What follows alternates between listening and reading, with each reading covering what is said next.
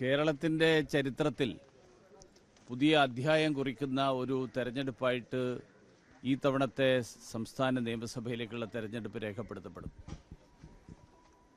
2047 India ഒരു വികസിത രാഷ്ട്രമാകണം എന്നുള്ള പ്രധാനമന്ത്രിയുടെ ലക്ഷ്യം, ആ ലക്ഷ്യം സാധ്യമാക്കാനായിട്ട് കേരളത്തിൻ്റെയും വികസനത്തിൻ്റെ പാതയിലേക്ക് നയിക്കാൻ ഈ തെരഞ്ഞെടുപ്പിൻ്റെ ഫലം കാരണമാകും.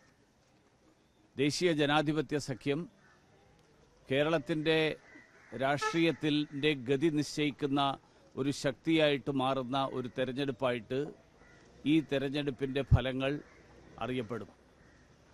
കഴക്കൂട്ടം മണ്ഡലം ഉൾപ്പെടെ കേരളത്തിലെ നിരവധി മണ്ഡലങ്ങളിൽ ദേശീയ ജനാധിപത്യ സഖ്യത്തിൻ്റെയും ഭാരതീയ ജനതാ പാർട്ടിയുടെയും സ്ഥാനാർത്ഥികൾ വിജയിച്ച് നിയമസഭയിലെത്തും എന്നുള്ള കാര്യത്തിൽ ഒരു സംശയമില്ല.